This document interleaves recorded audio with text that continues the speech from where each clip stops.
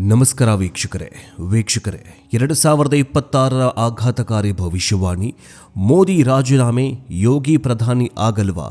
ಏನಿದು 6G ರಹಸ್ಯ? ಭವಿಷ್ಯದಲ್ಲಿ ಮುಂದೆ ಆಗೋದ್ರ ಬಗ್ಗೆ ತಿಳಿದುಕೊಳ್ಳೋದಕ್ಕೆ ಯಾರಿಗೆ ತಾನೇ ಇಂಟ್ರೆಸ್ಟ್ ಇರೋದಿಲ್ಲ ಹೇಳಿ, ಎಲ್ರಿಗೂ ಕೂಡ ಇದ್ದೇ ಇರುತ್ತೆ. ಆದರೆ ಕೆಲವೊಂದಿಷ್ಟು ಭವಿಷ್ಯವಾಣಿಗಳು, ಭವಿಷ್ಯಕಾರರು, ಕಾಲಜ್ಞಾನಿಗಳು ಮುಂದಾಗುವಂತಹ ಘಟನೆಗಳ ಬಗ್ಗೆ ತಮ್ಮ ತಾಳೆಗರಿಯಲ್ಲಿ ಬರೆದಿಟ್ಟಿದ್ದಾರೆ. ಅವರಲ್ಲಿ ಭಾರತೀಯರು ಅಂತಂದ್ರೆ ವೀರಬ್ರಹ್ಮೇಂದ್ರ ಸ್ವಾಮೀಜಿಗಳು ಭವಿಷ್ಯಮಾಲಿಕ, ಜೊತೆಗೆ ಪಾಶ್ಚಿಮಾತ್ಯ ರಾಷ್ಟ್ರದವರು ಅಂತಂದ್ರೆ ಬಾಬಾ ವಾಂಗಾ ಮತ್ತು ನಾಸ್ಟ್ರಡಾಮಸ್.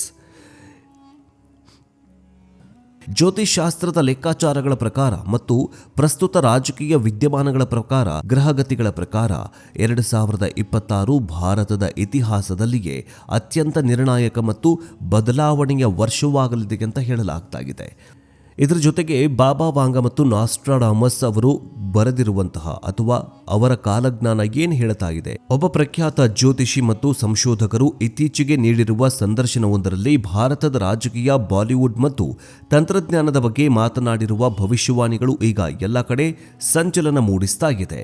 ನರೇಂದ್ರ ಮೋದಿ ಅವರ ರಾಜೀನಾಮೆಯಿಂದ ಹಿಡಿದು ಸಲ್ಮಾನ್ ಖಾನ್ ಅವರ ಆಧ್ಯಾತ್ಮದವರೆಗೂ ಭವಿಷ್ಯವಾಣಿಗಳು ನಿಜಕ್ಕೂ ಅಚ್ಚರಿ ಮೂಡಿಸುವಂತೆ ಮಾಡಿದೆ. ಹಾಗಾದರೆ ಬನ್ನಿ, ತಡ ಮಾಡದೆ ಈ ಸ್ಫೋಟಕ ಭವಿಷ್ಯವಾಣಿಗಳು ಯಾವುವು, ಹಿಂದಿನ ಲೆಕ್ಕಾಚಾರಗಳೇನಾಗಿದ್ವು, ಇವತ್ತಿನ ಈ ವಿಡಿಯೋದಲ್ಲಿ ಸಂಪೂರ್ಣವಾಗಿ ಎಳೆಯಾಗಿ ಬಿಚ್ಚಿಡ್ತೀವಿ. ಆದರೆ ಅದಕ್ಕಿಂತ ಮುಂಚೆ ಪ್ರಧಾನಿ ನರೇಂದ್ರ ಮೋದಿ ಅವರು ರಾಜೀನಾಮೆ ಕೊಟ್ಟಿದ್ದೇ ಆದಲ್ಲಿ ಮುಂದಿನ ಪ್ರಧಾನಿಯಾಗಿ ಯೋಗಿ ಆದಿತ್ಯನಾಥ್ ಅವರು ಪ್ರಧಾನಿ ಆಗಬೇಕಾ ಅಥವಾ ಅಮಿತ್ ಶಾ ಅವರು ಪ್ರಧಾನಿ ಆಗಬೇಕಾ? ಈ ಕುರಿತಂತೆ ಕಮೆಂಟ್ ಮೂಲಕ ತಿಳಿಸಿ. ಬನ್ನಿ ವಿಡಿಯೋವನ್ನು ಶುರು ಮಾಡೋಣ. ನರೇಂದ್ರ ಮೋದಿ ಅವರ ರಾಜೀನಾಮೆ ಮತ್ತು 2026ರ ಮೇ ತಿಂಗಳು. ವೀಕ್ಷಕರೇ, ಮೊದಲು ಮತ್ತು ಅತ್ಯಂತ ದೊಡ್ಡ ಭವಿಷ್ಯವಾಣಿ ಇರೋದು ನಮ್ಮ ದೇಶದ ಪ್ರಧಾನಿ ನರೇಂದ್ರ ಮೋದಿ ಅವರ ಬಗ್ಗೆ. ಜ್ಯೋತಿಷ್ಯ ಶಾಸ್ತ್ರದ ಲೆಕ್ಕಾಚಾರದ ಪ್ರಕಾರ 2026ರ ಮೇ ತಿಂಗಳ ನಂತರ ಮೋದಿಯವರು ತಮ್ಮ ಪ್ರಧಾನಿ ಹುದ್ದೆಗೆ ರಾಜೀನಾಮೆ ನೀಡುವ ಸಾಧ್ಯತೆ ದಟ್ಟವಾಗಿ ಇದೆ ಅಂತ ಹೇಳಲಾಗ್ತಾ ಇದೆ. ನಿಮಗೆಲ್ಲ ಗೊತ್ತಿರೋ ಹಾಗೆ ಬಿಜೆಪಿಯಲ್ಲಿ 75 ವರ್ಷ ವಯಸ್ಸಾದ ನಾಯಕರು ಮಾರ್ಗದರ್ಶಕ ಮಂಡಳಿಗೆ ಹೋಗ್ತಾರೆ ಅಥವಾ ಸಕ್ರಿಯ ಹುದ್ದೆಗಳಿಂದ ದೂರ ಉಳಿತಾರೆ ಎನ್ನುವ ಅಲಿಖಿತ ನಿಯಮ ಇದೆ. ಮೋದಿ ಅವರು 2025ರ ಸೆಪ್ಟೆಂಬರ್ನಲ್ಲಿ 75 ವರ್ಷಗಳನ್ನು ಪೂರೈಸಿದ್ದಾರೆ. ಆದರೆ ಜ್ಯೋತಿಷಾಸ್ತ್ರದ ಪ್ರಕಾರ 2026 ಮೇ ನಂತರ ಅವರ ಗ್ರಹಗತಿಗಳಲ್ಲಿ ಯೋಗ ಬದಲಾವಣೆಯಾಗಲಿದ್ದು ಅವರು ಸ್ವಯಂ ಪ್ರೇರಿತರಾಗಿ ತ್ಯಾಗಪತ್ರ ನೀಡುವ ಸಾಧ್ಯತೆ ಇದೆ, ಅಂದರೆ ರಾಜೀನಾಮೆ ಪತ್ರ ನೀಡುವ ಸಾಧ್ಯತೆ ಇದೆ. ಇದು ಕೇವಲ ರಾಜಕೀಯ ನಿವೃತ್ತಿಯಲ್ಲ, ಬದಲಿಗೆ ಒಂದು ಯುಗದ ಅಂತ್ಯದಂತೆ ಅಂತ ಭಾಸವಾಗಬಹುದು. ಅವರು ಅಧಿಕಾರ ತ್ಯಜಿಸಿದ ನಂತರ ಮುಂದಿನ ನಾಯಕ ಯಾರು ಅನ್ನುವಂತಹ ಪ್ರಶ್ನೆ ಸಹಜವಾಗಿ ಹುಟ್ಟಿಕೊಳ್ಳುತ್ತೆ. ಇನ್ನು ಎರಡನೇ ಭವಿಷ್ಯವಾಣಿ ಏನಂತಂದ್ರೆ, ಯೋಗಿ ಆದಿತ್ಯನಾಥ್ ಪ್ರಧಾನಿ ಆಗ್ತಾರಾ ಇಲ್ವಾ ಅನ್ನುವಂತಹ ಪ್ರಶ್ನೆ ಇದೆ. ಮೋದಿ ಅವರ ನಂತರ ಯಾರು ಎಂಬ ಪ್ರಶ್ನೆ ಬಂದಾಗ ಇಡೀ ದೇಶದ ಬಾಯಲ್ಲಿ ಬರುವಂತಹ ಮೊಟ್ಟ ಮೊದಲ ಹೆಸರೇ ಯೋಗಿ ಆದಿತ್ಯನಾಥ್. ಆದರೆ ಇಲ್ಲೇ ಒಂದು ದೊಡ್ಡ ಟ್ವಿಸ್ಟ್ ಇದೆ ವೀಕ್ಷಕರೇ. ಸಂಶೋಧನೆ ಮತ್ತು ಕುಂಡಲಿಗಳ ವಿಶ್ಲೇಷಣೆ ಪ್ರಕಾರ ಯೋಗಿ ಆದಿತ್ಯನಾಥ್ ಅವರ ಹೆಸರು ಪ್ರಧಾನಿ ಹುದ್ದೆಯ ರೇಸ್ನಲ್ಲಿ ಅತಿ ಮುಂಚೂಣಿಯಲ್ಲಿ ಕೇಳಿಬರುತ್ತೆ. ಇಡೀ ದೇಶವೇ ಅವರೇ ಮುಂದಿನ ಪ್ರಧಾನಿ ಎನ್ನುವಂತಹದ್ದನ್ನು ಬಿಂಬಿಸ್ತಾರೆ ಅಥವಾ ಭಾವಿಸ್ತಾರೆ. ಆದರೆ ಅಂತಿಮ ಕ್ಷಣದಲ್ಲಿ ಅವರು ಪ್ರಧಾನಿ ಪಟ್ಟಕ್ಕೆ ಏರೋದಿಲ್ಲ. ಹೌದು, ನೀವು ಕೇಳ್ತಾ ಇರೋದು ನಿಜ.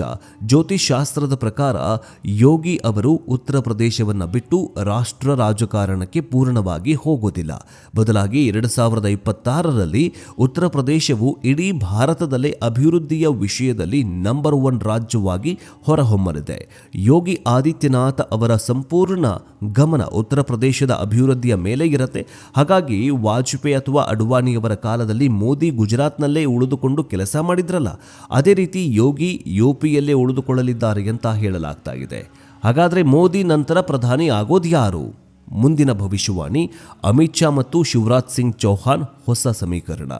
ನಿಜಕ್ಕೂ ಇದು ಅಚ್ಚರಿ ಮೂಡಿಸುವಂತಹ ಸಂಗತಿ. ಯೋಗಿ ಪ್ರಧಾನಿ ಆಗದೆ ಹೋದರೆ ಆ ಕುರ್ಚಿಯ ಮೇಲೆ ಕೂರೋರು ಮತ್ಯಾರು? ಜ್ಯೋತಿಷಾಸ್ತ್ರದ ಪ್ರಕಾರ ಇಲ್ಲಿ 2 ಪ್ರಬಲ ಹೆಸರುಗಳು ಕೇಳಿ ಬರ್ತಾ ಇದ್ದಾವೆ. ಮೊದಲಿಗೆ ಅಮಿತ್ ಶಾ. ಅವರ ಜಾತಕದಲ್ಲಿ ಈ ವರ್ಷ ದಶ ಬದಲಾವಣೆಗಳಾಗ್ತಾ ಇದ್ದು ಇದು ಬಿಜೆಪಿಯನ್ನ ಮತ್ತೊಂದು ಹಂತಕ್ಕೆ ಕೊಂಡೊಯ್ಯಲಿದೆ. ಅಮಿತ್ ಶಾ ಅವರು ಪ್ರಧಾನಿಯಾಗುವ ಯೋಗ ಅವರ ಕುಂಡಲಿಯಲ್ಲಿ ಪ್ರಬಲವಾಗಿ ಗೋಚರಿಸ್ತಾ ಇದೆ. ಚಾಣಕ್ಯ ಅಂತ ಕರೆಯಲ್ಪಡುವ ಅಮಿತ್ ಶಾ ಮೋದಿಯವರ ನೆರಳಿನಂತೆ ಇದ್ದವರು. 2026ರಲ್ಲಿ ಅವರು ಮುಂಚೂಣಿಗೆ ಬರುವ ಎಲ್ಲ ಸಾಧ್ಯತೆಗಳು ಇವೆ. ಇನ್ನು ಶಿವರಾಜ್ ಸಿಂಗ್ ಚೌಹಾಣ್ ಮಧ್ಯಪ್ರದೇಶದ ಮಾಜಿ ಮುಖ್ಯಮಂತ್ರಿ ಮತ್ತು ಹಿರಿಯ ನಾಯಕರಾಗಿರೋ ಇವರು ಪ್ರಧಾನಿ ಹುದ್ದೆಗೆ ಅಥವಾ ಬಿಜೆಪಿಯ ರಾಷ್ಟ್ರೀಯ ಅಧ್ಯಕ್ಷ ಸ್ಥಾನಕ್ಕೆ ಆಯ್ಕೆಯಾಗುವ ಸಾಧ್ಯತೆ ಇದೆ. ಒಂದು ವೇಳೆ ಅಮಿತ್ ಶಾ ಪ್ರಧಾನಿಯಾದರೆ ಶಿವರಾಜ್ ಸಿಂಗ್ ಚೌಹಾಣ್ ಪಕ್ಷದ ಚುಕ್ಕಾಣಿ ಹಿಡಿಯಬಹುದು ಅಥವಾ ಇವರಿಬ್ಬರ ನಡುವೆ ಪ್ರಧಾನಿ ಪಟ್ಟದ ಬದಲಾವಣೆ ಆಗಬಹುದು. ಒಟ್ಟಿನಲ್ಲಿ 2026ರಲ್ಲಿ ಬಿಜೆಪಿಯ ನಾಯಕತ್ವ ಬದಲಾವಣೆ ಆಗಲಿದೆ. ಮತ್ತೊಂದು ಬಿಜೆಪಿಯಲ್ಲಿ ಭಾರೀ ಬದಲಾವಣೆಗಳು ಆಗಲಿವೆ. ಇನ್ನು ದೆಹಲಿ ರಾಜಕಾರಣ ಮತ್ತು ಮುಖ್ಯಮಂತ್ರಿ ಕುರ್ಚಿ. ರಾಷ್ಟ್ರ ರಾಜಕಾರಣದ ನಂತರ ಈಗ ದೆಹಲಿ ಕಡೆಗೆ ಬರೋದಾದರೆ 2026ರಲ್ಲಿ ದೆಹಲಿಯ ಮುಖ್ಯಮಂತ್ರಿಯ ಕುರ್ಚಿ ಅಲುಗಾಡಲಿದೆ ಅಂತ ಭವಿಷ್ಯವಾಣಿ ಹೇಳಲಾಗಿದೆ.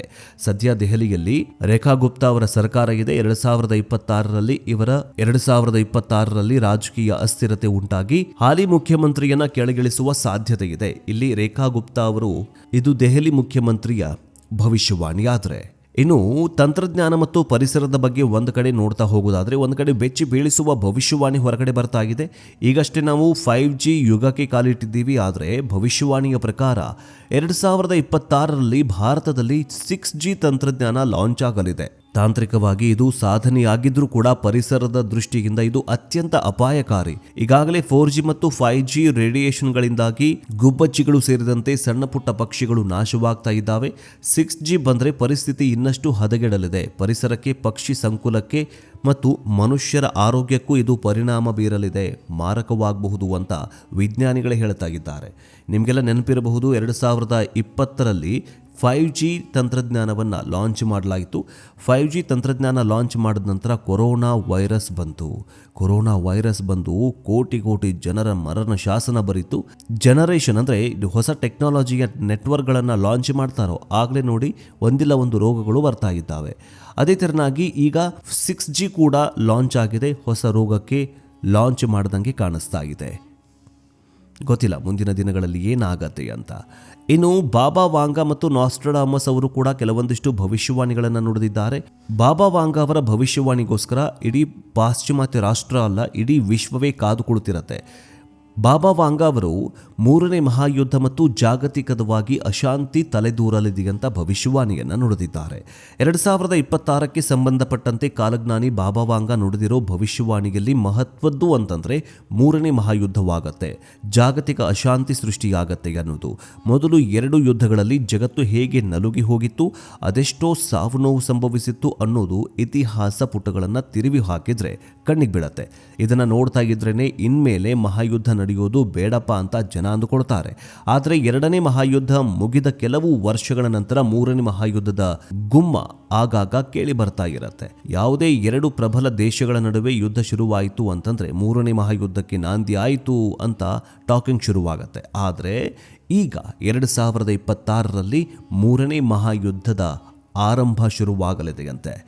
ಇನ್ನು ಬಾಬಾ ವಾಂಗಾ ಭವಿಷ್ಯವಾಣಿಗಳನ್ನು ಜಸ್ಟ್ ಒಂದೊಂದು ಲೈನಲ್ಲಿ ನೋಡ್ತಾ ಹೋಗೋದಾದರೆ 2026ಕ್ಕೆ AI-ನಲ್ಲಿ ಐತಿಹಾಸಿಕ ತಿರುವು ಗ್ಯಾರಂಟಿ. AI ಮೇಲಿನ ಮಾನವನ ನಿಯಂತ್ರಣ ಕೈತಪ್ಪತ್ತೆ, ಮಾನವನ ಹಸ್ತಕ್ಷೇಪವನ್ನು ತಪ್ಪಿಸಿಕೊಳ್ಳುತ್ತೆ AI. ಸ್ವತಂತ್ರವಾಗಿ ನಿರ್ಧಾರ ತೆಗೆದುಕೊಳ್ಳೋದಕ್ಕೆ ಶುರು ಮಾಡುತ್ತೆ AI. ತಾಂತ್ರಿಕವಾಗಿ ಪ್ರಗತಿಯಾಗಿದ್ದರೂ ಕೂಡ ಭವಿಷ್ಯದಲ್ಲಿ ಅಪಾಯ ಇದೆ ಅಂತ ಭವಿಷ್ಯವಾಣಿಯನ್ನು ನುಡಿಯಲಾಗಿದೆ. ಇನ್ನು ನೈಸರ್ಗಿಕ ವಿಕೋಪದ ತಾಂಡವವೇ ಕಾಣಿಸ್ಕೊಳ್ಳುತ್ತೆ. ನೈಸರ್ಗಿಕ ವಿಕೋಪ ಅನ್ನೋದು ಇಡೀ ಜಗತ್ತಿಗೆ ಹೊಸ ವಿಷಯನಲ್ಲ. ಅದೆಷ್ಟೋ ಭೀಕರ ಭೂಕಂಪಗಳನ್ನು ನಾವು ನೋಡಿದ್ದೀವಿ ಅಥವಾ ಈ ಪ್ರಕೃತಿ ವಿಕೋಪಗಳನ್ನು ನಾವು ನೋಡಿದ್ದೀವಿ. ಈಗ ಆಗ್ತಾ ಇರುವಂತಹ ಅಥವಾ ಈಗ ಘಟಿಸಲಿರುವಂತಹ 2026ರಲ್ಲಿ ಘಟಿಸಲಿರುವಂತಹ ಪ್ರಕೃತಿ ವಿಕೋಪಗಳು ನೋಡಿ ಎಷ್ಟು ಭಯಾನಕವಾಗಿದೆ. ನಿನ್ನೆಯಷ್ಟೇ 2025 ಡಿಸೆಂಬರ್ 31ನೇ ತಾರೀಕು ಮಳೆ ಶುರುವಾಗಿದೆ. ಬೆಂಗಳೂರಲ್ಲಿ ಮೋಡ ಕವಿದ ವಾತಾವರಣ ಇದೆ. ಇದರಿಂದನೇ ಗೊತ್ತಾಗತ್ತೆ 2026 ವರ್ಷವನ್ನು ನಾವು ಮಳೆಯಿಂದ ಬರಮಾಡ್ಕೊಂಡಿದ್ದೀವಿ, ವೆಲ್ಕಮ್ ಮಾಡ್ಕೊಂಡಿದ್ದೀವಿ. 2026ರಲ್ಲಿ ಭಾರೀ ಪ್ರಮಾಣದಲ್ಲಿ ಪ್ರಕೃತಿ ವಿಕೋಪಗಳು ಕಾಣಿಸ್ಕೊಳ್ಳುತ್ತವೆ ಅಂತ ಬಾಬಾ ವಾಂಗಾ ಭವಿಷ್ಯ ನುಡಿದಿದ್ದಾರೆ. ಹೀಗಾಗಿ 2026ರಲ್ಲಿ ಕೆಲವೊಂದಿಷ್ಟು ಪ್ರದೇಶಗಳಲ್ಲಿ ಭಾರೀ ಪ್ರಮಾಣದಲ್ಲಿ ಮಳೆಯಾಗಬಹುದು. ಅದರಿಂದ ಊರು ಕೇರಿಗಳು ಮುಳುಗಿ ಸಾವು ನೋವು ಸಂಭವಿಸಲಿವೆ. ಮನೆ ಮಠ ಜನ ಕೊಚ್ಚಿಕೊಂಡು ಹೋಗಬಹುದು. ಹಾಗೆ ಜ್ವಾಲಾಮುಖಿ ಸ್ಫೋಟ, ಭೂಕಂಪದ ಬಗ್ಗೆ ಜನ ಎಚ್ಚರಿಕೆಯಿಂದ ಇರಬೇಕು ಅಂತ ಬಾಬಾ ವಾಂಗಾ ಭವಿಷ್ಯವಾಣಿಯನ್ನ ನುಡಿದಿದ್ದಾರೆ. ಆದರೆ ಅದೇನೇ ಆಗಲಿ ಬಾಬಾ ವಾಂಗಾ ಅವರ ಭವಿಷ್ಯವಾಣಿ ಮತ್ತು ಕಾಲಜ್ಞಾನಿಗಳ ಭವಿಷ್ಯವಾಣಿ, ಭಾರತೀಯ ಕಾಲಜ್ಞಾನಿಗಳ ಭವಿಷ್ಯವಾಣಿ ನಿಜವಾಗಿದೆಯಾದಲ್ಲಿ ಒಂದು ಕಡೆ ಪ್ರಧಾನಿ ನರೇಂದ್ರ ಮೋದಿಯವರು ರಾಜೀನಾಮೆಯನ್ನು ಕೊಡಬೇಕು. ರಾಜೀನಾಮೆಯನ್ನು ಕೊಟ್ಟ ನಂತರ ಅಮಿತ್ ಶಾ ಪ್ರಧಾನಿಯಾಗಬೇಕು.